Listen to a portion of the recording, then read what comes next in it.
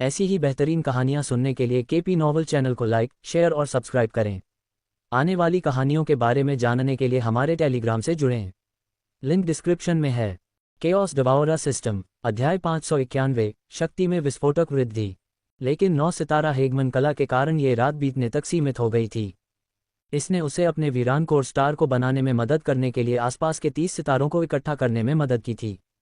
ज़ेरास ने अपने सोल स्टॉर्स को खोल दिया था, उन सभी सितारों को पकड़ लिया जो उसे बिना किसी चेतावनी के जलाना चाहते थे, और उसके सोल स्टॉर्स ने अपना काम किया, सितारों को बंद कर दिया और उन्हें एक ही गति में निगल लिया।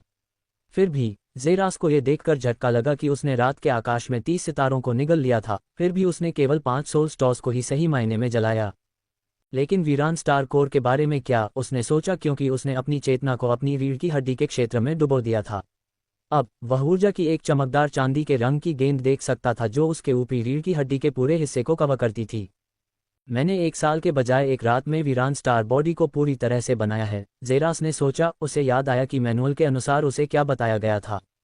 उजाड़ सितारा शरीर की साधना में औसतन 1 वर्ष के बाद ही पूर्ण रूप से पूर्ण किया जा सकता था, और सबसे बड़ी विसंगतियों में पूरा 1 महीना लग जाता था। लेकिन वह एक ही दिन में इस तक पहुंच गया था। और अब तकनीक के साथ आने वाला विशेष कौशल, उसने अपनी आंखें बंद करके ध्यान केंद्रित करते हुए कहा। अचानक उसकी रीढ़ की हड्डी का क्षेत्र चमकने लगा, जो उसके उजाड़ सितारा कोर के सक्रिय होने का परिणाम था, और अगले ही पल ज़ेरा की आंखें खुल गईं, जिससे उसकी आंखों में एक चमकता हुआ सितारा दिखाई दिया। फिर उजाड़ सितारा वलय खुलो। ज़ेरास एक सूक्ष्म जानवर की तरह दहाड़ता है, क्योंकि उसके पीछे सूक्ष्म नीले रंग की एक विशाल अंगूठी प्रकट होती है। तुरंत ज़ेरा की रीढ़ से निकलने वाली रूनिक रेखाएं उसकी त्वचा पर दिखाई देती हैं, उनमें से प्रत्येक एक चांदी की रोशनी से चमकती है। Ripple ripple ripple. तुरंत ज़ेरास के शरीर से ऊर्जा की एक शक्तिशाली लहर निकली और उसकी आंखें चमक उठीं।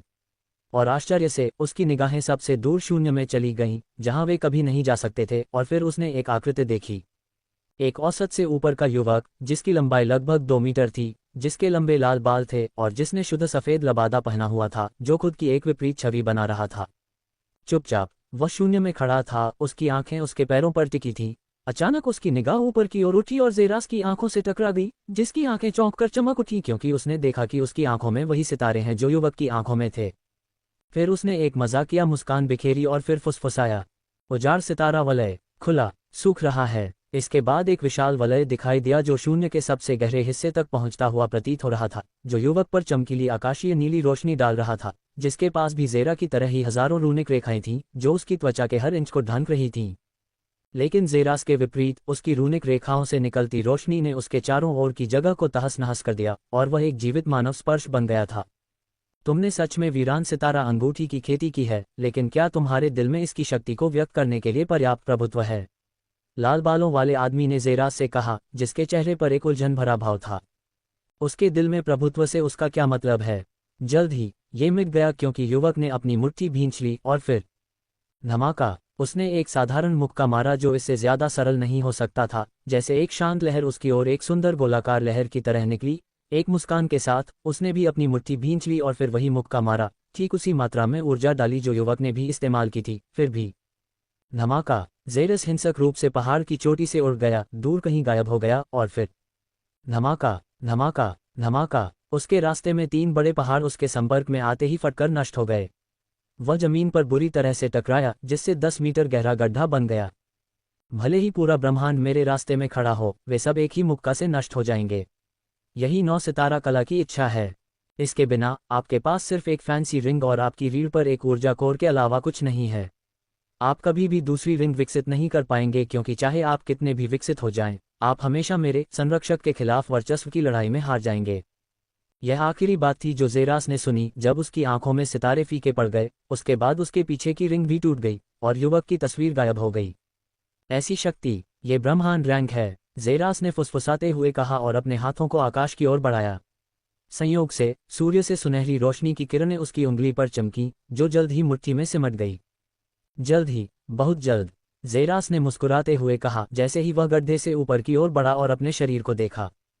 भले ही वह इतनी हिंसक रूप से उड़ा था कि वह 3 पहाड़ों से टकरा गया था और जमीन में 10 मीटर गहरा गड्ढा खोद दिया था, लेकिन उसे एक भी चोट नहीं लगी थी। और फिर आकाश से प्रकाश की दिव्य किरणें चमक उठीं, जैसे ही ज़ेरास तुरंत अपने पहाड़ी निवास की ओर आगे बढ़ने लगा। जब वह बहुत तेजी से आगे बढ़ा तो हवा उसके चेहरे पर लगी और अब वह उस सार को महसूस करने में सक्षम था जो हवा में मौजूद था, क्योंकि वह तेजी से आगे बढ़ रहा था, बस अपनी पिछली गति से थोड़ा कम। 10 मिनट बाद जेरास अपने पहाड़ी निवास के ठीक सामने था। उसने एक हाथ बढ़ाया और धक्का दिया और तुरंत वह दरवाज़ा खुल गया, जिसे उसने कुछ घंटे पहले अपनी पूरी ताकत से धक्का देने के लिए संघर्ष किया था, जिससे फ्लफी बिस्तर से उछल पड़ा।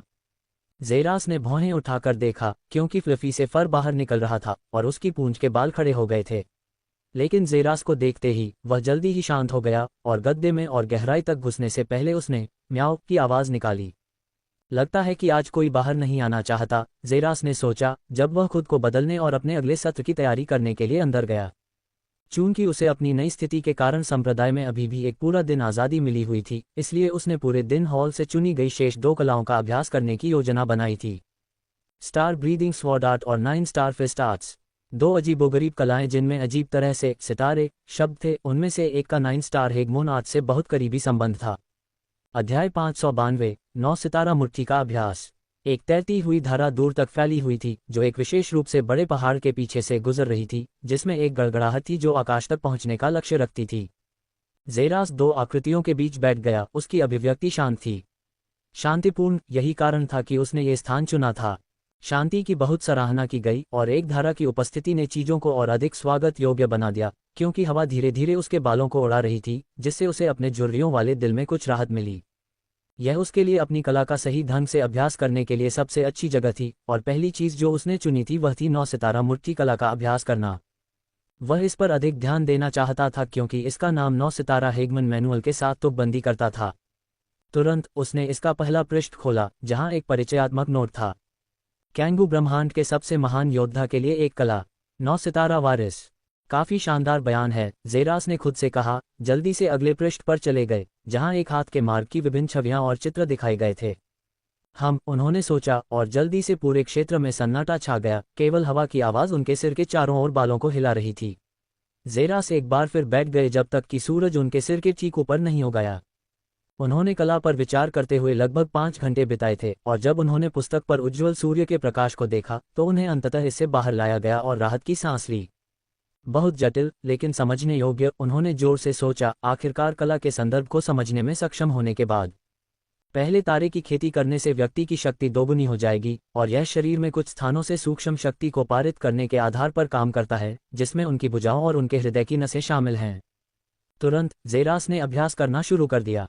उसने अपनी आंखें बंद कर लीं और अपनी रीढ़ की हड्डी से सीधे अपने हृदय में और फिर अपने हृदय को जोड़ने वाले विभिन्न मार्गों से होते हुए अपनी भुजाओं में सूक्ष्म ऊर्जा को निर्देशित किया। तुरंत जेरास के हाथों से सुनहरे रंग की नसें निकल आईं, जिससे उसकी भुजाएं आकार में फड़कने लगीं। फिर उसने अपनी मुट्ठियां कसकर बंद कर लीं। जेरास ने आगे की ओर मुक्का मारा और तुरंत अंतरिक्ष एक लहर की तरह लहराया, जो धारा की ओर निकल रही थी। जैसे ही उसने संपर्क किया, मुक्के के रास्ते में धारा 2 भागों में उड़ गई, जिससे पानी का एक बड़ा मशरूम आकाश में उड़ गया। ये निश्चित रूप से शक्तिशाली है, लेकिन कुछ गड़बड़ है, जेरास ने खुद से सोचा, क्योंकि वह पुस्तक के दूसरे पृष्ठ पर गया और वह जो लिखा था उसे देखकर भौहें चढ़ाने से खुद को रोक नहीं सका। आप इस कला का सफलतापूर्वक अभ्यास कर सकते थे यदि आपके प्रहार समुद्र पर पानी की एक बूंद की तरह कोमल होते, फिर भी गिरते पहाड़ की तरह विनाशकारी होते। समुद्र पर पानी की एक बूंद की तरह कोमल, फिर भी गिरते पहाड़ की तरह विनाशकारी। जेरास ने सोचा कि उसकी आंखें सिकुड़ गई हैं, इससे पहले कि उसे आखिरकार यह बात समझ में आए। केवल एक व्यक्ति ही उस मानदंड पर खरा उतरता है, उसने सोचा, 9 सितारा वारिस को याद करते हुए जिसे उसने अपने दर्शन में दिखाया था। हालांकि युवक ने जेरास द्वारा अपनी बाह में डाली गई ऊर्जा के समान ही ऊर्जा डाली थी, लेकिन उसने उसे चित्रे की गुड़िया की तरह चकनाचूर कर दिया था। अब जब उसने शब्दों को देखा था तो वह बता सकता था कि युवक का मुक्का वर्णन के अनुरूप था। उसका मुक्का इतना कोमल था कि उन्होंने अंतरिक्ष को पूरी तरह से उड़ाने के बजाय अंतरिक्ष में सरल लहरें पैदा की। फिर भी जब वे उस पर गिरे तो ऐसा लगा जैसे कोई पहाड़ उसकी छाती पर फेंका गया हो, जिससे वह जमीन पर गिर गया हो। जब उसने धक्का दिया तो वह फर्स्ट स्टार फिस्ट आर्ट का उपयोग कर रहा होगा, डेसोलेट स्टार रिंग के साथ। यह कोई आश्चर्य की बात नहीं थी कि वह एक शक्तिशाली शक्ति बन गया था, लेकिन कला के बारे में उसका स्पष्टीकरण प्रभुत्व के बारे में कुछ था। किसी के दिल में प्रभुत्व होना, बस इसका क्या मतलब है? जेरास ने सोचा। उसके दिमाग में सैकड़ों विचार आ रहे थे, लेकिन आखिरकार उसने एक को चुनने का फैसला किया। वह खुद को यह दिखावा करना था कि वह लाल बालों वाला युवक है। धीरे धीरे जेरास की अस्थिर अभिव्यक्ति पूर्ण शांति में बदल गई। वह अपने पैरों पर खड़ा हो गया, उसकी आंखों में तिरस्कार की झलक दिख रही थी। फिर अचानक उसने अपना सिर दूर अंतरिक्ष में घुमाया और उसके चेहरे पर एक मजाकिया मुस्कान दिखाई दी और उसने बुदबुदाया, उजाड़ सितारा अंगूठी। खुला। जेरास की रीढ़ की हड्डी का क्षेत्र तुरंत एक चमकदार सूक्ष्म प्रकाश से जगमगा उठा और तुरंत उसकी पीठ के पीछे एक विशाल वलय का प्रेत दिखाई दिया। उसके बाद उसकी आंखों में एक तारा दिखाई दिया। अगले ही पल उसकी नज़र एक बार फिर एक पल के शून्य में चली गई और एक बार फिर उसने देखा कि लाल बालों वाला युवक उसके चेहरे पर उसी मजाकिया मुस्कान के साथ उसे देख रहा था। लेकिन जेरास ने इस पर ध्यान नहीं दिया। इसके बजाय उसने अपनी मुट्ठियां भींच लीं और फिर उसी मजाकिया मुस्कान के साथ जो उस युवक के चेहरे पर थी, उसने उसकी ओर एक मुक्का मारा। लहर, एक शक्तिशाली धमाके के बजाय जिसकी वह आदी थी, उसके बाद जो हुआ वह लाल बालों वाले आदमी की ओर अंतरिक्ष में लहरें थीं, जिसका चेहरा बदलकर वह मजाकिया ढंग से मुस्कुराया। अगले ही पल उजाड़ सितारा वलय खुला। उसने फुसफुसाया क्योंकि उसकी आंखों में भी तारा दिखाई दिया। उसके बाद एक अतिरिक्त विशाल वलय दिखाई दिया। उसने भी अपनी मुट्ठी भींची और जेरास की ओर मुक्का मारा। अंतरिक्ष अपनी ओर लहरदार हो गया और उसके बाद जो हुआ वह था काबूम। एक विनाशकारी लहर के रूप में जेरास को एक बार फिर से पीछे की ओर फेंका गया और उसके पीछे पहाड़ से टकराया गया। उसकी आंखों में मोटी लाल नसें लहरा रही थीं और उसके बाद जब वह पहाड़ की दीवार पर लेटा हुआ था तो उसके मुंह से खून की धार फूट पड़ी। वह अपना सिर ऊपर उठाने के लिए संघर्ष कर रहा था, मुस्कान में उपहास देख रहा था। चाहे तुम कितनी भी अच्छी नकल करो, तुम फिर भी असफल हो जाओगे, उसने कहा। जैसे ही जेरास की आंखों के सितारे फीके पड़ गए और उसका सितारा छल्ला भी गायब हो गया, जेरास के चेहरे पर मुस्कान आ गई। तो मैं कोशिश करता रहूंगा जब तक मैं इसे हासिल नहीं कर लेता, उसने कहा। उजाड़ सितारा छल्ला खोलो। फुसफुसाहट एक बार फिर से गूंजी जब जेरास सीधा खड़ा हुआ और फिर से मुक्का मारा। टस्क टस्क टस्क, देखते हैं कि तुम कब तक इस पर टिके रह सकते हो। अध्याय 593 9 सितारा उत्तराधिकारियों की उत्पत्ति। जैसे जैसे सूरज धीरे धीरे ढलता है, आसमान धीरे धीरे साफ नीले रंग से गर्म रंगों की जीवंत श्रृंखला में बदल जाता है। आग उगलने वाले नारंगी और गहरे लाल रंग की धारियां नर्म गुलाबी और बैंगनी रंग के साथ सहज रूप से मिश्रित होती हैं, जो क्षितिज पर एक शानदार कैनवास बनाती हैं। सूर्य स्वयं, एक चमकदार गोला, धीरे धीरे क्षितिज की ओर डूबता है, नीचे शांत पानी में प्रकाश का एक झिलमिलाता हुआ मार्ग बनाता है। फिर भी वह दृश्य, जिसे स्वर्ग का एक सुंदर रूप माना जाता था, उस पर एक उदास और अजीब आभा थी। दूर तक तैरती हुई सफ़ेद रंग की सुंदर धारा सफ़ेद और गहरे सुनहरे रंग के मिश्रण में बदल गई थी और हरी घास लंबे समय से चमकीले सुनहरे रंग में बदल गई थी। एक आकृति द्वारा धीरे धीरे खुद को पहाड़ से बाहर निकालने पर मलबे के ज़मीन पर गिरने की आवाज़ सुनाई दी। उसके कपड़े फटे हुए चिथड़ों में बदल गए थे और उसके चांदी जैसे बाल सुनहरे रंग में बदल गए थे। उसके माथे से सुनहरा खून टपक रहा था और यही बात उसकी दाहिनी मुट्ठी के लिए भी कही जा सकती थी, जिसका सारा मांस छिल चुका था और केवल सुनहरी हड्डियां ही दिख रही थीं। उजाड़ सितारा अंगूठी खोलो, उसने अपनी कर्कश आवाज में आदेश दिया, क्योंकि उसकी पीठ के पीछे एक विशाल अंगूठी का भूत दिखाई दिया और उसकी पुतलियों में एकल स्टारलाइट दिखाई दिए। एक बार फिर उसने लाल बालों वाले युवक को देखा, जिसकी मुस्कान उपहास से भ्रम और फिर थकान में बदल गई थी। तुम कब तक ऐसा करते रहोगे? 1000 से ज्यादा आदान प्रदान हो चुके हैं और तुम्हारा दिल पहले ही सूख चुका है। अगर तुम ऐसा करते रहे तो तुम मर जाओगे, लाल बालों वाले आदमी ने कहा, जब उसने उस युवक की ओर देखा जो अपने हाथों को कसकर जकड़ने लगा। जब तक मैं इसे सीख लूं, जेरास ने उसे जवाब दिया, क्योंकि आकृति की बाहें सिकुड़ गईं और फिर उसकी आंखों से एक रोशनी चमक उठी। आह, मैं हार मानता हूं। फिर मैं तुम्हें सिखाऊंगा। 9 सितारा मुट्ठी कला एक कानून युद्ध तकनीक है जिसे 9 सितारा वारिसों के साथ संबंध रखने वालों के अलावा कोई भी कभी नहीं समझ सकता है। एक कानून युद्ध तकनीक? जेरस ने पूछा, जैसे ही उसने धीरे से अपनी मुट्ठी नीचे की। हाँ, पूरे अस्तित्व में सबसे शक्तिशाली कानून। एक कानून जो हमेशा हर किसी के दिल में था, लेकिन शापित स्वर्ग द्वारा शासित किया गया है, लाल बालों वाले आदमी ने कहा जब जेरस ने देखा कि उसकी आभा अचानक बदल गई है, एक जानलेवा जानवर की तरह लग रही है, जो उसकी पूर्व आरक्षित आभा से पूरी तरह से अलग है। प्रभुत्व का कानून, आधिपत्य का कानून, आदमी ने कहा और अगले ही पल उसके पीछे की अंगूठी घूमने लगी। उसकी आंखों में एक तारे के लिए भी यही हुआ। हर साधक कानून को समझता है जब तक कि एक कमीना इकाई कानून के पूर्ण शिखर पर नहीं पहुंच जाती है और फिर अपने से नीचे किसी और को कभी भी उसके बराबर ऊंचाई तक पहुंचने से रोकने का फैसला करती है। वह खुद को स्वर्ग कहता है, उसने जेरस को सुनाया जिसने ध्यान से ध्यान केंद्रित किया। भाग्य की नदी बनाने से लेकर अंडरवर्ल्ड बनाने तक, नियाग्रा का पुल बनाने तक, वह लोगों के जन्म से ही उनके भाग्य को नियंत्रित करता है। उन लोगों को मार देता है जो एक दिन उसके शासन को चुनौती देने में सक्षम होंगे, और बाकी सभी केवल उसके द्वारा बनाए गए साधना के मार्ग का अनुसरण कर सकते हैं। तुम्हें लगता है कि तुम स्वतंत्र हो, तुम्हें लगता है कि तुम अपने भाग्य को नियंत्रित कर सकते हो। उसने अपना प्रश्न ज़ेरास की ओर निर्देशित किया, जो सिर हिलाए बिना नहीं रह सका। बेशक मैं हूँ, ज़ेरास ने तथ्यात्मक रूप से उत्तर दिया, क्योंकि लाल बालों वाला आदमी अपनी जीभ चटका रहा था। तुम मूर्ख हो, और तुम हमेशा मूर्ख ही रहोगे यदि तुम अपनी कुत्ते जैसी आंखें वास्तविकता के लिए नहीं खोलोगे। तुम अपने भाग्य को नियंत्रित नहीं कर सकते, और तुम कभी नहीं कर पाए हो। यह एक ऐसी बात है जिसे कोई भी महसूस कर सकता है यदि वे बस बैठकर दुनिया का सबसे कठिन काम करते हैं, जो कि अपने दिमाग का उपयोग अपने जीवन के बारे में सोचने के लिए करना है। तुम्हारा भाग्य हमेशा दूसरों के हाथों में रहा है, लेकिन कुछ विसंगतियां हैं जो उसके द्वारा मारे जाने के बाद भी जीवित रहने में सक्षम हैं और फिर उसके नियंत्रण से बाहर निकलने में सक्षम हैं। उन लोगों को 9 सितारा वारिस कहा जाता है, और उनकी साधना का तरीका वह है जो सामान्य साधना से अलग है जो उसने की थी। स्टार रैंक, उल्का रैंक, कॉस्मिक रैंक और उसके बाद की सामान्य साधना एक पूर्व निर्धारित मार्ग है जो अंत में केवल गुलामी की ओर ले जाएगा, क्योंकि आपके दिल में आधिपत्य का नियम आपकी प्रगति के साथ कम होता जाएगा। और सामान्य साधना के अंतिम नियम कहते हैं कि सब कुछ भाग्य की नदी में वापस जाना चाहिए, एक ऐसी जगह जिसे स्वर्ग ने बनाया था। लेकिन 9 सितारा हेजमन कला एक ही अंत की ओर ले जाती है, एस्ट्रल का सिंहासन। कुछ ऐसा जो उसी स्वर्ग से आधा विरासत में मिला था, हेजमनी का उपयोग करके विश्वास करता है कि उसने अपने साधना पथ के तहत सभी जीवन रूपों से चुराया था। तो क्या आप जानते हैं कि 9 सितारा वारिस कौन हैं? वे ऐसे लोग हैं जो अच्छी तरह जानते हैं कि उनका भाग्य उनके नियंत्रण में नहीं है, इस वजह से गुस्सा हो जाते हैं और अपनी पूरी ताकत से लड़ते हैं। वे उस आधिपत्य को वापस पाने की कोशिश करते हैं जिसके साथ वे पैदा हुए थे और इसे किसी व्यक्ति को देने से इनकार करते हैं। 9 सितारा मुट्ठी कला सिर्फ हवा में मुक्का मारना नहीं है, और आपका मुक्का दोगुना हो सकता है। कोई भी बेकार कला आपकी ताकत को दोगुना कर सकती है। 9 सितारा कला जो करती है वह ब्रह्मांड के हर दूसरे नियम को तोड़ देती है। विनाश का नियम, विनाश का नियम, मृत्यु का नियम, जीवन का नियम, अंतरिक्ष का नियम, सब कुछ आधिपत्य के नियम के आगे झुक जाएगा। मेरी मुट्ठी राजा है, मेरे रास्ते में जो भी आएगा वह धूल में मिल जाएगा। यही आधिपत्य का नियम है। अपने दिल में आग लगाओ, अपनी ताकत पर विश्वास करो और अपनी सारी कुंठा और राजसी विश्वासों को अपनी मुट्ठी में बंद कर दो। 9 सितारों की मुट्ठी। पहला सितारा स्तर, आधिपत्य का दिल।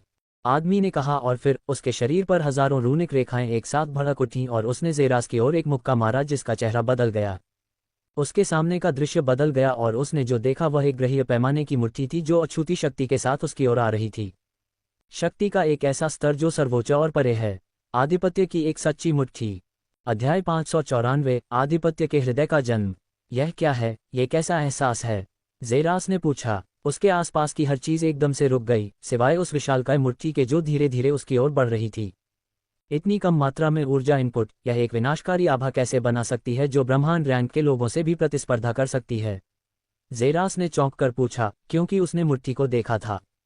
भीतर से निकलने वाली शक्ति उसके अपने सबसे शक्तिशाली हमले से प्रतिस्पर्धा कर सकती थी जब वह भी ब्रह्मांड रैंक पर था, और ज़ेरास ये भी निश्चित रूप से कह सकता था कि अगर उसके पास उसकी पिछली साधना होती तो वह इस हमले का सामना करने के लिए संघर्ष करता।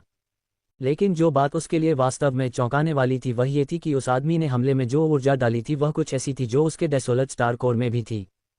फिर भी ज़ेरास अच्छी तरह से जानता था, भले ही वह अपने कोर में पूरी ऊर्जा जारी कर दे, फिर भी वह इस शक्ति का मुकाबला नहीं कर पाएगा या इसके करीब भी नहीं आ पाएगा। तो बस क्या था जिसने शक्ति को 10 गुना से भी ज्यादा बढ़ा दिया?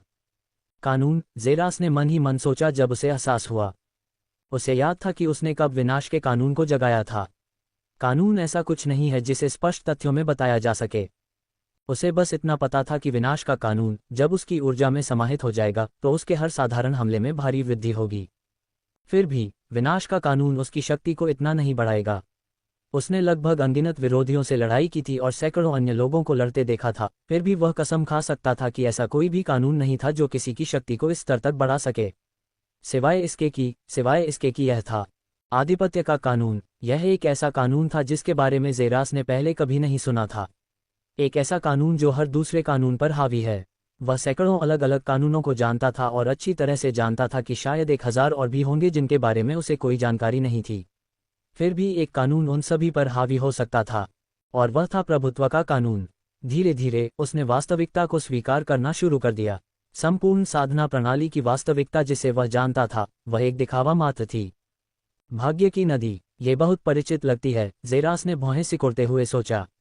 वह अपने सामने एक धुंधली दृष्टि देख सकता था, लेकिन वह इसे ठीक से समझ नहीं पाया।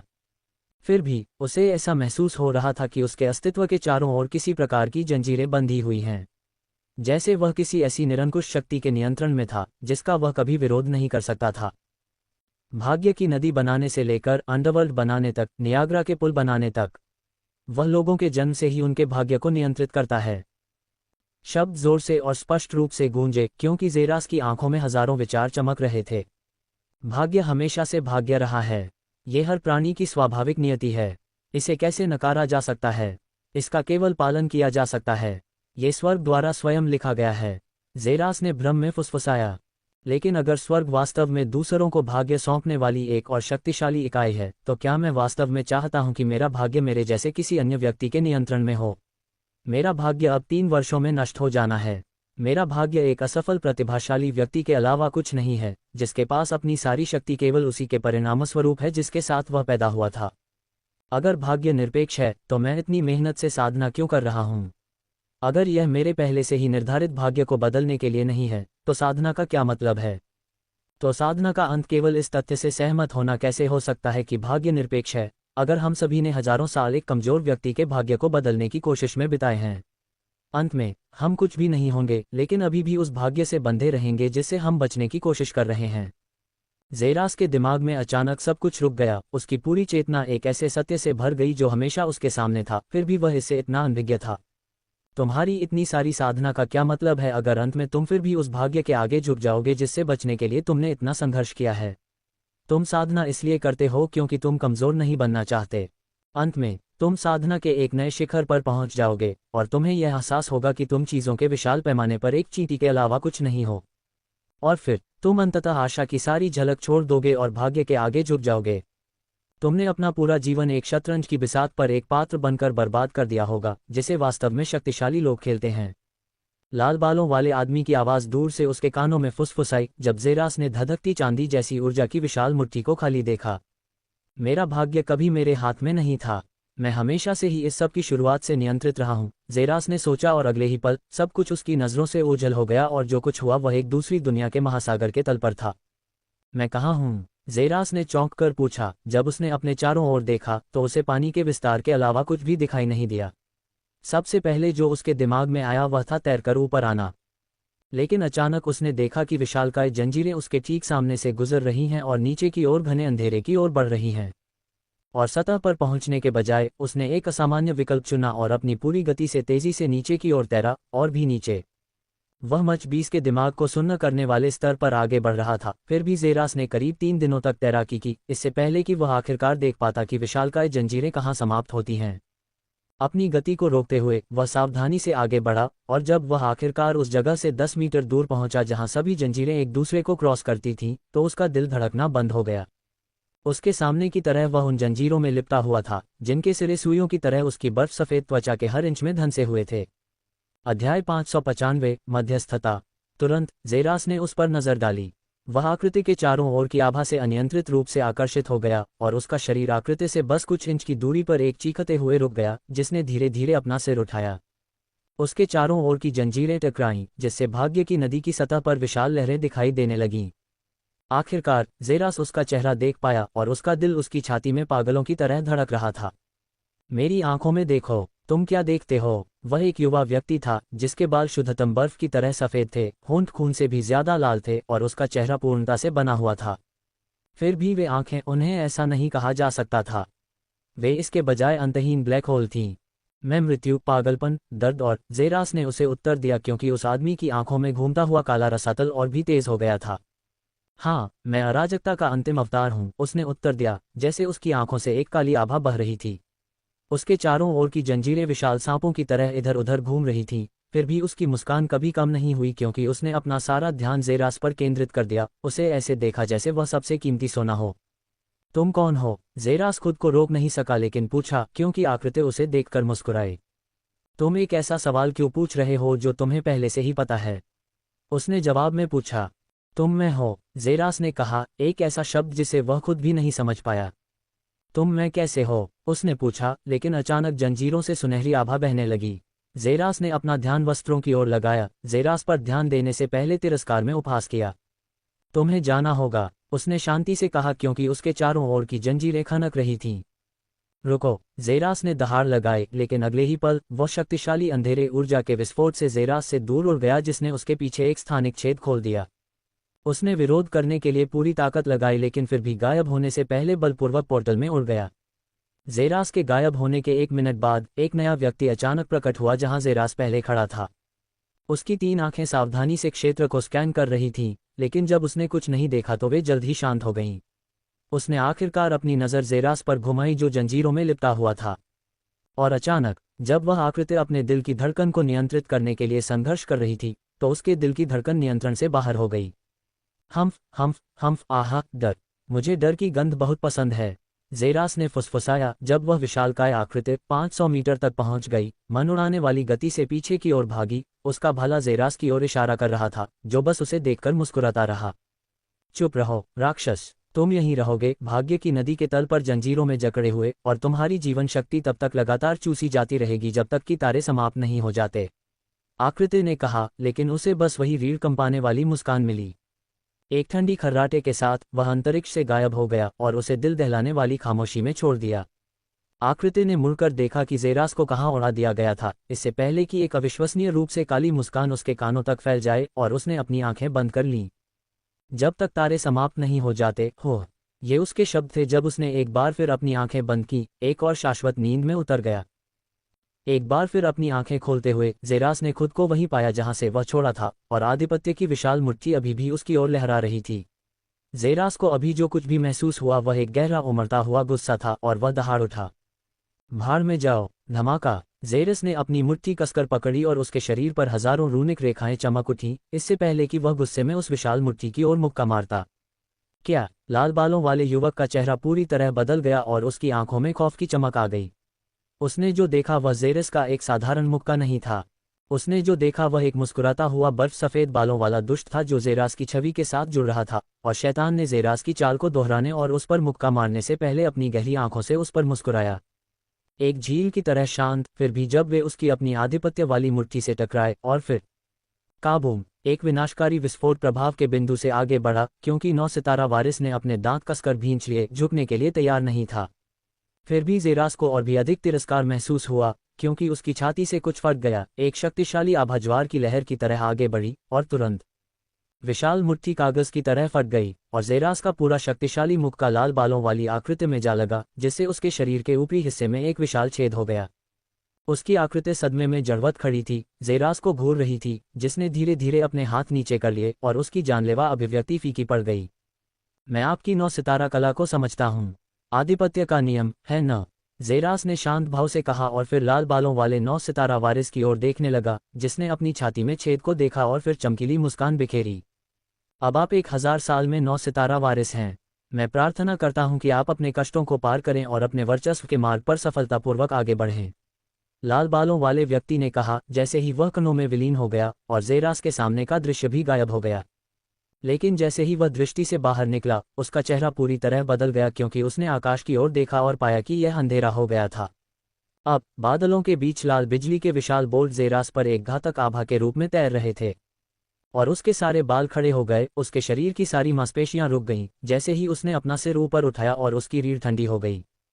उसने पहले भी इस आभा को महसूस किया था, जेसन सेलेस्ट्रिया के साथ अपनी लड़ाई के दौरान, सटीक रूप से मूल एक क्लेश, जेरास ने पूरी तरह से चौंक कर कहा, और तुरंत उसने दूर की ओर देखा, जहां 3 आकृतियां आकाश में खड़ी थीं। यह कोई क्लेश नहीं है, यह एक स्वर्गीय दंड है। तीनों आकृतियों में से एक की आवाज गूंजी, जैसे ही जेरास का चेहरा बदला और बिजली और भी शक्तिशाली रूप से चमकने लगी। अध्याय 596, स्वर्ग से दंड। जेरस से कुछ दूरी पर आकाश में तैरती 3 आकृतियां कोई और नहीं बल्कि 2 पुरुष और एक महिला थी, एक महिला जिससे वह बहुत परिचित था। वह कोई और नहीं बल्कि ग्रैंड एल्डर सेलेस्टाइन थी। वह वही है जिसने विलक्षण युद्ध की घटना के सभी परीक्षणों में सफलता प्राप्त की और अपनी साधना को भी पीछे कर लिया, उसने एक भावहीन भाव के साथ कहा, जब वे सभी जेरस की ओर देख रहे थे, जो अपने चेहरे पर एक भ्रमित भाव के साथ आकाश को देख रहा था। कितना दिलचस्प है, ब्रह्मांड की उत्पत्ति के पद से पीछे हटना, और फिर 1 सप्ताह से भी कम समय बाद एक स्वर्गीय दंड का सामना करना। उसने स्वर्ग को इतना क्रोधित करने के लिए क्या किया है कि उन्होंने उसे हमेशा के लिए समाप्त करने का फैसला किया है? दूसरे एल्डर, एक 3 मीटर लंबे मांसल व्यक्ति ने कहा। शेर की तरह एक अजीब ज्वलंत लाल माने ने उसकी गर्दन को ढंक दिया जब वह जेरस को उपहास से देख रहा था। NO well be in. C ओम। क्या आपको लगता है कि वह इससे बच सकता है? एक अलौकिक कोमल आवाज़ गूंजी जो किसी और की नहीं बल्कि तीसरे आदमी की थी। एक बूढ़ा आदमी अपने पीछे एक बड़ी तलवार पकड़े हुए था, उसकी सफ़ेद पुतलियां ज़ेरास को घूर रही थीं। जो कोई भी स्वर्गीय दंड का लक्ष्य बना लेता है उसके लिए कोई जीवित नहीं बचता। जो कोई भी उसकी मदद करता है वह उसके साथ स्वर्ग द्वारा ही समाप्त हो जाता है। उसे कोई नहीं बचा सकता, ग्रैंड एल्डर सेलेस्टीन ने कहा जब वे सभी खड़े होकर देख रहे थे। एक स्वर्गीय दंड हो। ज़ेरास ने सोचा, आखिरकार उसे समझ में आ गया कि उसके ऊपर बिजली के अजीब बादल का क्या मतलब था। भ्रम और सावधानी से ये सब फीका पड़ गया और उसकी जगह मजाक ने ले ली। तो वह सही था। हो, हम सभी वास्तव में शापित स्वर्ग द्वारा नियंत्रित हैं और जो कोई भी इसके खिलाफ जाने की कोशिश करता है उसे स्वर्गीय दंड द्वारा समाप्त कर दिया जाएगा। तुम मुझे समाप्त करना चाहते हो क्योंकि मैंने अपने भाग्य को अपने हाथों में रखने की इच्छा रखने का पाप किया है? ज़ेरास ने पूछा। अगले ही पल वह भयानक गति से दूर की ओर भागा, जबकि सभी बुजुर्ग उसे सुनसान घास के मैदान में भागते हुए देख रहे थे। चाहे वह कितना भी भागे वह कभी भी स्वर्गीय दंड से नहीं बच पाएगा, ग्रैंड एल्डर लानहॉर्ट ने कहा जब वे ज़ेरास के पीछे तेजी से चल रहे थे। हालांकि वे सभी उन लोगों के भाग्य को जानते थे जिन्होंने खुद पर स्वर्गीय दंड बुलाने की हिम्मत की, फिर भी वे ज़ेरास के विनाश को अपनी आंखों से देखना चाहते थे। योजक चिन्ह योजक चिन्ह योजक चिन्ह। 5 मिनट बाद ज़ेरास आखिरकार रुक गया जब उसने ऊपर देखा और पाया कि बादल पूरे रास्ते उसका पीछा कर रहे थे। वह जिस दूरी से भागा था उसे देखते हुए उसने राहत की सांस ली। अब मेरा पहाड़ी निवास इससे नष्ट नहीं होगा और फ्लफी ठीक रहेगा, उसने खुद से सोचा।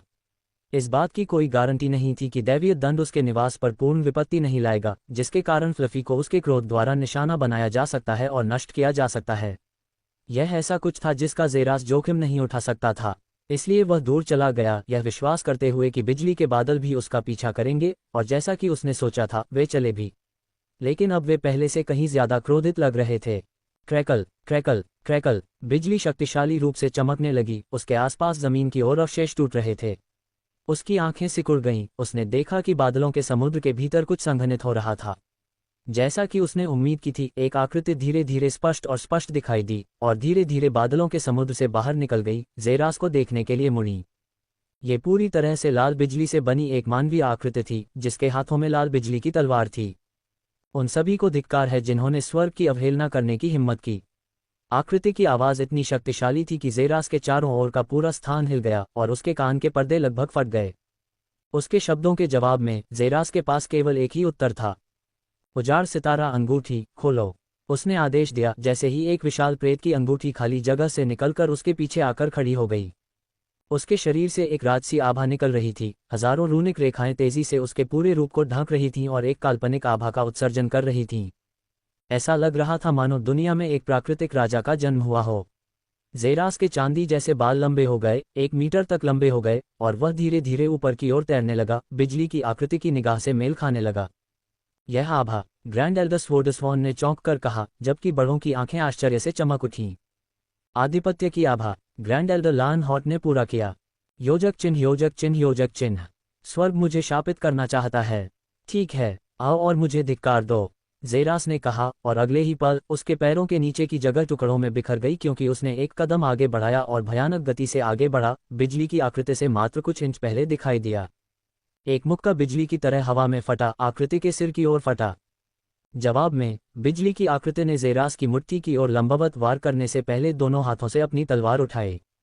ऐसा लग रहा था जैसे पूरी दुनिया ज़ेरास की ओर गिर रही थी क्योंकि तलवार के एक वार से बिजली का एक विशाल समुद्र फूट पड़ा था और पूरी दुनिया उसके अस्तित्व को अस्वीकार करती दिख रही थी, जिससे उसे अपने शरीर को जंजीरों से जकड़े होने का भ्रम हो रहा था, जिससे उसकी मुट्ठी एक चीख के साथ रुक गई। भाड़ में जाओ, ज़ेरास ने गुस्से में दहाड़ लगाई क्योंकि उसने खुद को बलपूर्वक प्रतिबंध से बाहर निकाला और उसका मुक्का बिजली के समुद्र के खिलाफ हिंसक रूप से टूट गया। काबूम, संपर्क से ऊर्जा का एक विनाशकारी उछाल बिजली के समुद्र ने ज़ेरास की आकृति को तुरंत डुबो दिया, जैसे कि एक तूफानी तूफान में एक छोटी नाव। योजक चिन्ह योजक चिन्ह योजक चिन्ह एक ही झटके में खत्म हो गया। ग्रैंड एल्डर लानहॉर्ट की आवाज़ गूंजी जब बुजुर्गों ने ज़ेरास को देखा, जो बिजली के समुद्र में डूब गया था। जैसा कि स्वर्गीय दंड की अपेक्षा की जाती है, विरोध करना किसी की मृत्यु को तेज करना है, ग्रैंड एल्डर सेलेस्टाइन ने अपनी अभिव्यक्ति में थोड़ा बदलाव के साथ कहा। लेकिन उन्होंने जल्द ही देखा कि बिजली का विशाल समुद्र अचानक धमाके के साथ फट गया, जिसमें हजारों रूनिक रेखाओं से लिपटी एक मुट्ठी सबसे पहले दिखाई दी। दहाड़। जब जेरास बिजली की आकृति के सामने पहुंचा और बेलगाम शक्ति से अपनी मुट्ठी को तोड़ दिया तो पूरे स्थान में एक शक्तिशाली दहाड़ उठी। खड़खड़ाहट। अध्याय 597 स्वर्गीय दंड को वश में करना। पावर स्टोन बोनस अध्याय। उनकी टक्कर के बिंदु से ऊर्जा की एक विनाशकारी लहर निकली। मुट्ठी और तलवार के टकराने से अंतरिक्ष बार बार कांप उठा।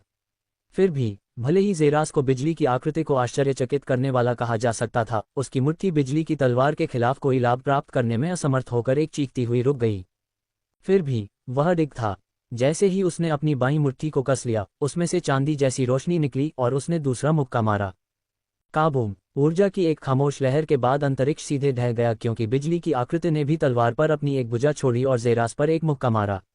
तुरंत मुक्का टकराया और वे दोनों 10 कदम पीछे हट गए। उनके प्रत्येक कदम ने अंतरिक्ष को पागलों की तरह हिला दिया।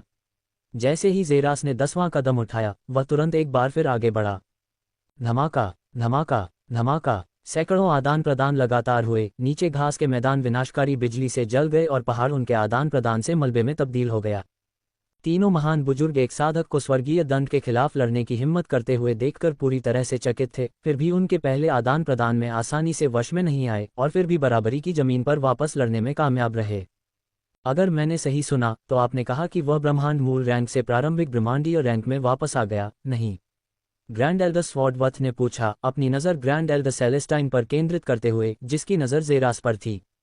हाँ, तो फिर उसका पावर लेवल अभी प्रारंभिक गैलेक्सी रैंक पर क्यों है? उसने उसे एक भौं उठाकर पूछा, जबकि ग्रैंड एल्डर सेलेस्टाइन ने खुद अपनी भौहें सिकोड़ लीं। एक साधक 2 दिनों में प्रारंभिक ब्रह्मांडीय रैंक से प्रारंभिक आकाशगंगा रैंक में चला गया। साधना के इतिहास में ऐसा पहले कभी नहीं सुना गया, यहाँ तक कि सबसे खास शारीरिक बनावट भी इसकी अनुमति नहीं दे सकती। शायद इसीलिए उसे दंडित किया जा रहा है। ग्रैंड एल्डर सेलेस्टीन ने जवाब दिया, जब दोनों बुजुर्ग एक दूसरे की ओर देखने लगे, लेकिन चुप रहे और बातचीत पर ध्यान केंद्रित किया। फिर भी वह हार जाएगा। बिजली अभी भी ऊर्जा से भरी हुई लगती है और वह बहुत सारी ऊर्जा खर्च कर रहा है। बांग बांग। 2 मुट्ठियां आपस में टकराईं, एक शक्तिशाली आलिंगन में बंद हो गईं। इससे पहले कि जेरस ने तेजी से अपने शरीर को घुमाया और बिजली की आकृति की गर्दन पर सीधे एक लात मारी, उसे जमीन पर झुका दिया। बिजली की आकृति ने अपने पैर को उसके नीचे की जगह पर पटक दिया और जेरस के सिर को जोर से पीछे की ओर उठाने के लिए आगे बढ़ा। छी! जेरस ने ऊपर की ओर कूदते हुए और अपने दूसरे पैर को नीचे की ओर पटकते हुए कहा। क्लैंग। बिजली की आकृति ने हमले को रोकने के लिए अपनी तलवार को ऊपर उठाया, फिर भी गति ने उसे नीचे की ओर धकेल दिया, जिससे जमीन में एक विशाल छेद हो गया।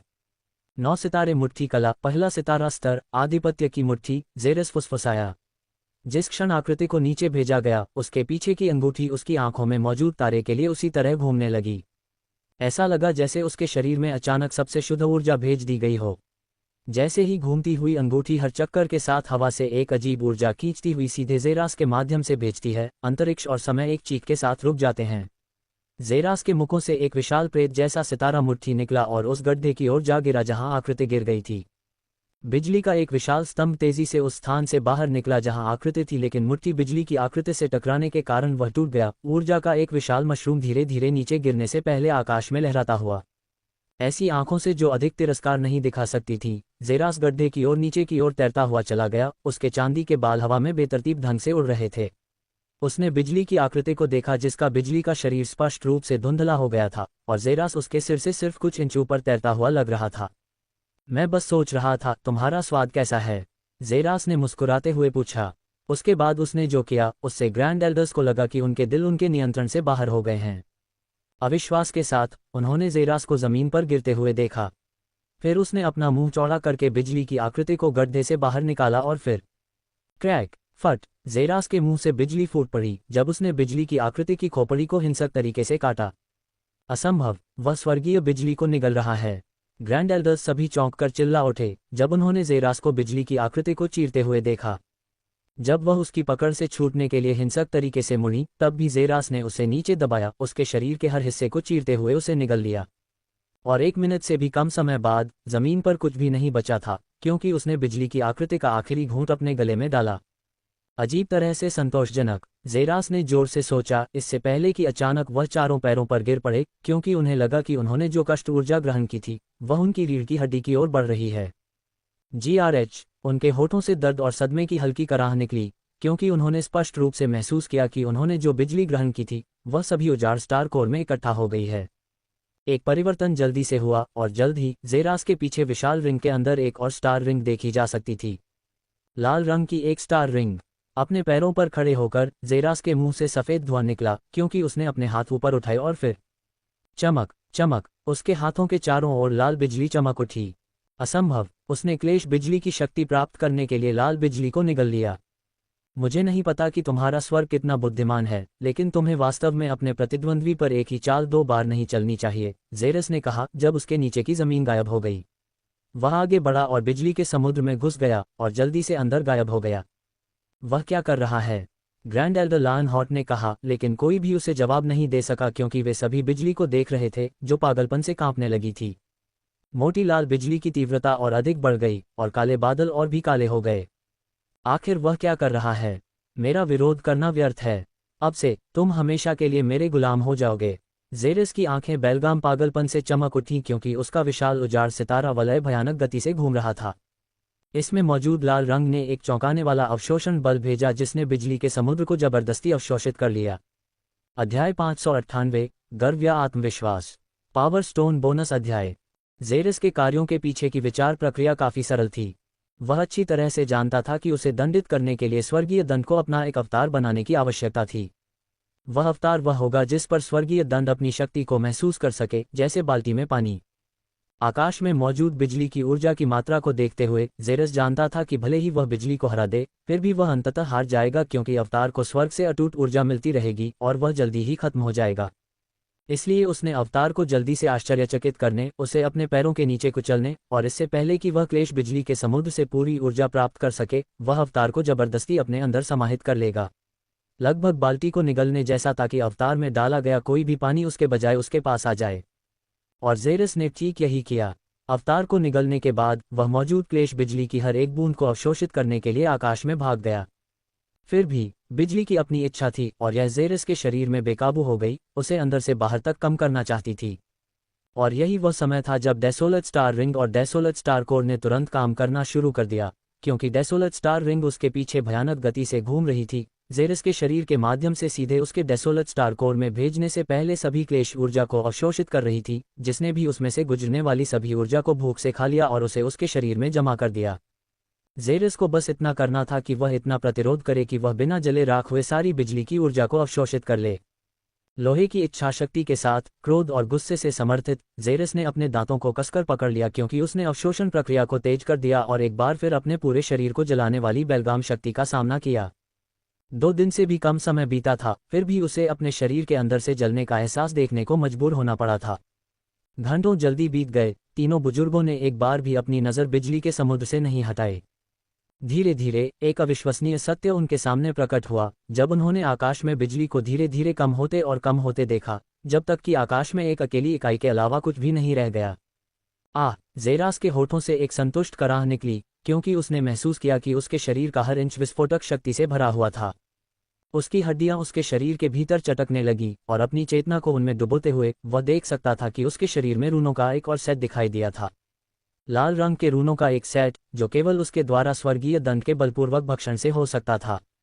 अब उसके शरीर पर कुल 3 रून थे। एक उसके आत्मा सितारा रूनों से था जो उसकी आत्मा से प्रकट हुआ था, जबकि दूसरा उसके क्लेश बिजली रून थे।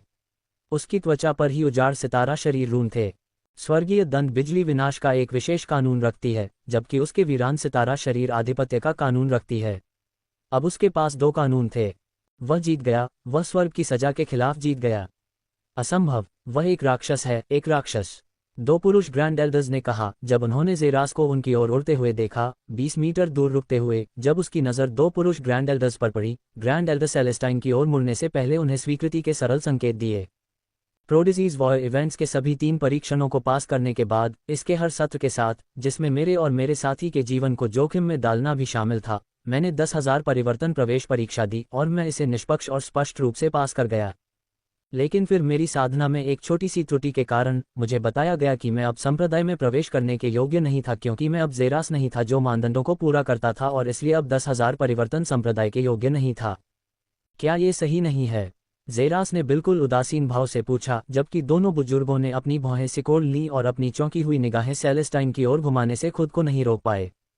ये वह नहीं था जो उसने उन्हें उसके बारे में बताया था, और उसने बस उसे एक और असफल व्यक्ति के रूप में उनके पास भेज दिया था, जिसने निचले बुजुर्गों की स्वीकृति प्राप्त की और बाहरी संप्रदाय में शामिल होने की अनुमति दी। यदि स्वर्गीय दंत की यह अजीब विसंगति उन्हें उनकी साधना से सचेत नहीं करती, तो वे कभी भी ज़ेरास के अस्तित्व के बारे में नहीं जानते। ये सही है, तुम एक बेकार व्यक्ति हो जिसकी साधना अब पीछे चली गई है, और अब वह हमारे पूजनीय 10,000 परिवर्तन संप्रदाय में शामिल होने के योग्य नहीं है, ग्रैंड एल्डर सेलेस्टीन ने पोकर फेस के साथ कहा। वह आकाशगंगा के शिखर पर एक लड़के के सामने सिर्फ इसलिए नहीं झुकेगी क्योंकि वह स्वर्गीय दंत से नष्ट होने से बच गया था। जल्द या बाद में स्वर्ग एक बार फिर उसके लिए आएगा, और जब वह समय आएगा तो उसके भाग्य से कोई बच नहीं पाएगा। इसके अलावा अगर वह चाहे तो अभी भी उसके जीवन का अंत कर सकती है। वह ऐसा करने के लिए पर्याप्त मजबूत थी। एक दिन, जो अब से बहुत दूर नहीं है, ये सवाल होगा कि आपका पूजनीय 10,000 परिवर्तन संप्रदाय मेरे योग्य है या नहीं। ज़ेरास ने उसी उदासीन भाव के साथ उत्तर दिया, इससे पहले कि उसके आसपास का स्थान नष्ट हो जाए और वह अपने पहाड़ी निवास की ओर वापस जाने वाली प्रकाश की किरण बन जाए। तीनों बुजुर्ग चकित होकर उस प्रकाश की किरण को देख रहे थे जो दूर तक गायब हो गई थी, उनके मुंह खुले हुए थे।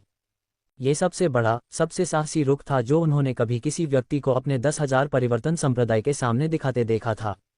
सवाल ये था कि क्या वे उसे स्वीकार करने के योग्य थे या नहीं। वह उन्हें कौन समझता था? वे अनगिनत वर्षों से भगवान के बच्चों के क्षेत्र के 3 सर्वोच्च संप्रदायों में से एक थे। इतना साहसिक सवाल। वह वास्तव में एक घमंडी कमीने से ज्यादा कुछ नहीं है, ग्रैंड एल्डर सेलेस्टाइन ने तिरस्कारपूर्ण मुस्कान के साथ कहा। यह घमंड नहीं है सेलेस्टाइन, यह आत्मविश्वास है। अध्याय 599, फ्लफी की अनिच्छा। जैसे ही भोर की पहली किरण क्षितिज पर चमकती है, आकाश बैंगनी और गुलाबी रंग के एक नाजुक ढाल में बदल जाता है। तारे धीरे धीरे फीके पड़ जाते हैं, जिससे नर्म सुनहरे रंग उभरने लगते हैं। ऊंचे पहाड़ के निवास के आसपास की हवा ठंडी और ठंडी है, जो पत्तियों की कोमल सरसराहट और सुबह के पक्षियों के नए दिन का स्वागत करने के दूर के गीत से भरी हुई है। पहाड़ के पीछे बहती हुई धारा के पास एक चांदी के बालों वाला युवक बैठा था, जो क्रॉस लेग बैठा था। उसकी छाती धीरे धीरे ऊपर नीचे हो रही थी क्योंकि गुजरती हवा उसके बालों को हिला रही थी। प्रकाश की सुनहरी किरणें उसके औसत से परे सफ़ेद चेहरे को रोशन कर रही थीं। धीरे धीरे उसकी मोटी पलकें फड़फड़ाने लगीं, इससे पहले कि वह अपनी आंखें खोले, जो अपनी सुंदरता से मोहित और मंत्रमुग्ध कर रही थीं। उसकी आंखें आकाशीय नीले रंग की एक मंत्रमुग्ध करने वाली छाया थीं, जो एक छिपे हुए लेगून के सबसे साफ, सबसे प्राचीन पानी की याद दिलाती थी, जिसमें एक गहराई और तीव्रता थी जो लगभग दूसरी दुनिया की लगती थी, जैसे पूर्णिमा की रोशनी में चमकते हुए जुड़वा नीलम। आह, अर्ली डेसोलेट स्टार रैंक, ज़ेरास फुसफुसाया। उसके चेहरे पर एक मुस्कान खिल रही थी क्योंकि उसने अपने दाहिने हाथ को मुट्ठी में बंद कर लिया था, जो उसकी त्वचा के नीचे धीरे धीरे लहरदार ताकत को महसूस कर रहा था। रात भर उसने अपने शरीर में मौजूद सभी उग्र ऊर्जा को ठीक से संतुलित करने और स्वर्गीय दंत के साथ लड़ाई के दौरान उसे हुए नुकसान को ठीक करने में बिताया था। लेकिन अब उसने हर एक चोट को ठीक से ठीक कर लिया था, और सजा के बाद वह 9 सितारा आधिपत्य कला के पहले साधना स्तर तक पहुंच गया था, प्रारंभिक उजाड़ सितारा स्तर। 9 सितारा आधिपत्य कला के साधना स्तर सामान्य साधना स्तरों की तरह ही ठीक से व्यवस्थित और निर्दिष्ट थे, लेकिन उनकी शुरुआत दुनिया से अलग थी। जबकि सामान्य साधना के पहले स्तर स्टार रैंक, उल्का रैंक और ब्रह्मांडीय रैंक थे, इससे पहले कि कोई व्यक्ति अंततः गैलेक्सी रैंक तक पहुंचता है। 9 सितारा आधिपत्य कला का पहला स्तर, उजाड़ सितारा स्तर, गैलेक्सी रैंक साधक के प्रतिद्वंद्वी है। ये सभी शुरुआती चरणों को पूरी तरह से छोड़ देता है, जिससे व्यक्ति लगभग सामान्य साधना के शिखर पर पहुंच जाता है। फिर भी एक सच्चा प्रारंभिक उजाड़ सितारा रैंक अभी भी एक प्रारंभिक गैलेक्सी रैंक से आसानी से निपटने में सक्षम होगा, और यहां तक कि एक मध्य गैलेक्सी रैंक के लिए एक योग्य प्रतिद्वंद्वी साबित होगा। उजाड़ सितारा रैंक के बाद अगला स्तर जो अभी तक उसके सामने प्रकट नहीं हुआ था, वह एक प्रारंभिक ब्रह्मांड रैंक, ज़ेरास की पिछली शिखर साधना के प्रतिद्वंद्वी हो सकता है। कोई आश्चर्य नहीं कि अगर कोई कला का अभ्यास करने की हिम्मत करता है तो उसे स्वर्गीय दंड मिलता है। ये वास्तव में एक विसंगति कला है। 2 रातों में वह प्रारंभिक ब्रह्मांडीय रैंक से प्रारंभिक गैलेक्सी रैंक पर चला गया था। 2 दिनों की अवधि में साधना का एक पूरा स्तर। सोते रहो इरुमा नासग्रा, मैं अपनी चढ़ाई जारी रखूंगा, और जब तुम जागोगे तो तुम्हें अपने जीवन के बाकी समय तक ये देखना होगा कि मैं एक योद्धा बन गया हूं, जो तुम हो सकते थे, लेकिन अब तुम इसके लिए पर्याप्त नहीं हो, ज़ेरास ने दृढ़ विश्वास के साथ कहा, जब वह अपनी बैठने की स्थिति से उठे और पहाड़ के निवास की ओर वापस चले गए। दरवाजा खोलते हुए वह सबसे पहले बिस्तर की ओर देखने के लिए मुड़ा, जहां उसे गद्दे में उभार दिखाई दे रहा था। उसकी ओर चलते हुए छोटा सिर गद्दे से बाहर निकला जैसे ही ज़ेरास ने फ्लफी को देखा, जिसने उसे देखकर जोर से जम्हाई ली। उठो, नींद में डूबे हुए पूरा एक दिन और एक चौथाई हो गया है, ज़ेरास ने कहा, जबकि फ्लफी ने एक म्याऊं की, जो पहले से कहीं ज्यादा एक असहाय और आलसी कराह की तरह लग रही थी। तुरंत ज़ेरास अलमारी की ओर चला गया, संप्रदाय की वर्दी को पकड़कर जल्दी से उसे पहन लिया। शुक्र है, उसने अपनी साधना सत्र शुरू करने से पहले वर्दी को अपने सामान्य कपड़ों में बदल लिया था, अन्यथा वे उससे जल गए होते। अब समय आ गया है कि हम आउटर सेक्ट के पूर्ण अनुयायी बने, ज़ेरास ने कहा, जो उस दिन के लिए पूरी तरह से तैयार था। वह जल्दी से दरवाजे की ओर बढ़ा, लेकिन जल्द ही रुक गया, क्योंकि उसने अपने कंधे पर देखा, उसे कुछ कमी महसूस हुई। बिस्तर की ओर मुड़ते हुए उसने देखा कि फ्लफी आलस से अपनी आंखें बंद कर रहा था। तुम आ रहे हो? उसने भौहें चढ़ाकर पूछा। फ्लफी ने अपने छोटे से पंजे को हिलाते हुए उसकी ओर देखा, और ज़ेरास ने मुस्कुराते हुए दरवाज़ा धीरे से बंद करने से पहले हाथ हिलाया। लेकिन बाहर पहुंचते ही उसके चेहरे पर चिंता साफ झलक रही थी। ये पहली बार था जब फ्लफी ने उसके साथ बाहर जाने से मना कर दिया था। छोटी सी बिल्ली हमेशा से ही चिपकी हुई और बहुत उछलकूद करने वाली थी, लेकिन अब वह ज़ेरास से ज्यादा जम्हाई ले रही थी और अपने घर की सीमा से बाहर निकलने से इनकार कर रही थी। शायद ये वेगेक्स के साथ आखिरी मुठभेड़ की वजह से है, ज़ेरास ने सोचा, ये याद करते हुए कि यह पहली बार था जब फ्लफी पर हमला हुआ था और उसे अपने हमलावरों से बचना था, और यह भी पहली बार था जब फ्लफी ने किसी चीज़ पर हमला किया था। ये हमेशा ज़ेरास द्वारा अचूक रूप से संरक्षित थी, यहाँ तक कि बहुत कठिन लड़ाइयों के बीच भी। यह ज़ेरास के कंधों पर धीरे से बैठती थी, एक ऊर्जा गुंबद द्वारा अवरुद्ध, और उसे अपने विरोधियों को हराते हुए देखती थी। शायद यह अभी भी जलने से सदमे की स्थिति में थी और उसके बनसे हारने से। आखिरकार बिल्ली अभी भी 1 साल से कम उम्र की थी। वह ठीक हो जाएगा, ज़ेरास ने खुद से सोचा। किसी की पहली हार, खासकर उस व्यक्ति के लिए जो पहले कभी नहीं हारा है, निश्चित रूप से चुभती है। लेकिन जल्द ही कोई भी इससे उबर जाएगा और ज़ेरास की तरह तेजी से आगे बढ़ जाएगा। क्या उसे दुख हुआ कि वह वेगेक्स के एक ही थप्पड़ से स्थिर हो गया, जो छद्म ब्रह्मांड रैंक पर एक कचरा था, जिसे वह अपने पिछले शिखर पर एक ही मुक्का मारकर मार सकता था? हाँ, वह बहुत क्रोधित था, लेकिन खुद को आत्मदया में डुबोने के बजाय उसने इसे अपने पीछे धकेल दिया था, इसे जितना संभव हो सके उतना मजबूत और जितनी जल्दी हो सके बढ़ने की प्रेरणा के रूप में इस्तेमाल किया। एक दिन वह अपने पूर्व शिखर पर पहुंच जाएगा और बदमाशी करने की बारी उसकी होगी। ये जीवन ऐसे ही चलता है और फ्लफी को इसे धीरे धीरे सीखने की जरूरत होगी। ये तय करने के बाद वह जल्दी से दूर भाग गया, सीधे बाहरी संप्रदाय के भगवान कंजी के पहाड़ी निवास पर। अध्याय 600, बाहरी संप्रदाय के भगवान कंजी। जम्हाई। एक जोरदार जम्हाई भरी पहाड़ी निवास में गूंजी, तेजी से हिलने की आवाज साफ सुनाई दे रही थी। जैसे ही एक मोटा व्यक्ति बिस्तर से उठकर बैठा, उसकी गहरी सुस्त आइरिस कमरे के चारों ओर घूम रही थी। एक और दिन, एक और बर्बादी, उसने खुद से सोचा जैसे वह बिस्तर से कूद गया और अपने संप्रदाय के वस्त्रों को रेलिंग के पास से किनारे ले गया, जल्दी से उन्हें पहन लिया। फिर वह दोनों घुटनों पर बैठ गया और दोनों हाथों को आसमान की ओर उठाया। भगवान के बुलावे से मैं प्रार्थना करता हूँ, शायद आज मुझे कुछ दिलचस्प मिल जाए। शायद मेरे सपनों की एक लड़की, एक चिकनी दिखने वाली, लंबी टांगों वाली और ऑरोरा की क्रिस्टल साफ नदी की तरह ताज़ा सफ़ेद त्वचा वाली। एक बड़ी जोड़ी खूबसूरत हरी आंखें और एक सुडौल और मुलायम शरीर, जैसे कि सेलेस्टाइन के बगीचे का। और अंत में एक दिल जो सिर्फ मुझे चाहता है, जैसे कि संप्रदाय में हर कोई भगवान बनना चाहता है। वह आज मेरी पहली नज़र में आने वाली व्यक्ति हो। उसने प्रार्थना की और फिर जल्दी से अपने पैरों पर खड़ा हो गया। उसकी सुस्त आंखों में कुछ रंग आ गया। हालांकि वह हर सुबह ऐसा करता था, लेकिन उसकी प्रार्थना कभी सुनी नहीं गई थी। फिर भी वह हमेशा इस संभावना से उत्साहित रहता था कि एक दिन उसकी प्रार्थना सुनी जाएगी। यही कारण था कि वह हमेशा इस बारे में बहुत स्पष्ट था कि उसे क्या चाहिए। दरवाजे के सामने पहुंचकर उसने एक गहरी सांस ली। अपनी मोटी हथेलियों को घुंडी पर दबाते हुए उसने दरवाज़ा खोला। आह, कितनी ताज़ी हवा! वह हवा की अपनी सामान्य खुराक लेने वाला था, लेकिन वह उस व्यक्ति को देखकर घुटन महसूस कर रहा था जो उसके दरवाजे से बस कुछ सेंटीमीटर की दूरी पर खड़ा था। क्या बकवास है! वह चौंक कर चिल्लाया जब उसने चांदी के बालों वाले उस युवक को देखा जिसके बाल उसके पीछे और उसके कंधे पर गिर रहे थे। उसकी आंखों की नीली जोड़ी ने उसे इतना दबाव दिया कि उसे लगा कि वह अपने घुटनों पर गिर जाएगा। वे एक दूसरे के सामने एक घुटने पर कूद पड़े और उनके पास एक अजीब सी गहराई थी। क्या मैं जान सकता हूं कि आज मेरे सामने आने के लिए आप क्या अनुरोध करते हैं, आदरणीय कोर संप्रदाय सदस्य? उन्होंने सम्मानपूर्वक कहा। वह सभी आंतरिक संप्रदाय सदस्यों को अपने हाथ की पीठ की तरह जानता था, जो कम से कम जानने के योग्य थे, फिर भी उसने इस आदमी को पहले कभी नहीं देखा था। इसके अलावा वह एक संप्रदाय के सदस्य की वर्दी पहने हुए था, जिससे पता चलता था कि वह कोई बुजुर्ग नहीं था।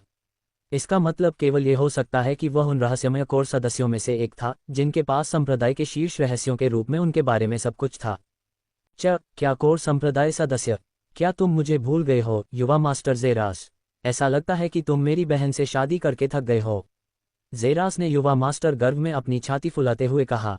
कंजी ने चौंक कर दहाड़ लगाए, क्योंकि उसने जेरास को 5 से अधिक बार ऊपर से नीचे देखा, इससे पहले कि उसकी आंखें अपनी चरम सीमा तक चौड़ी हो गईं, लगभग उसके सिर से बाहर निकल गईं। युवा मास्टर जेरास, वह इतनी जोर से चिल्लाया कि बाहरी संप्रदाय के शिष्य जो अपनी ड्यूटी पर जा रहे थे, झुकी हुई पीठ के साथ उन दोनों को भौहें उठाकर घूरते रहे और फिर जेरास की ओर देखने लगे। वे सभी तुरंत अपने रास्ते पर आगे बढ़ गए, उनके कदम थोड़े बढ़ गए। तुम मेरा भेद खोल दोगे, मूर्ख। जब हम बाहर हों तो मुझे जेरास बुलाना, उसने कंजी को डांटा और खुद को संभाला और चुपके से उसकी ओर बढ़ा। लेकिन मुझे बताओ, तुमने इतना समय कैसे गंवा दिया? तुम अभी 2 दिन पहले मुश्किल से मेरे पेट के बराबर थे और अब तुम मेरी ऊंचाई से मुकाबला कर रहे हो। तुम इतनी जल्दी कैसे बढ़ गए?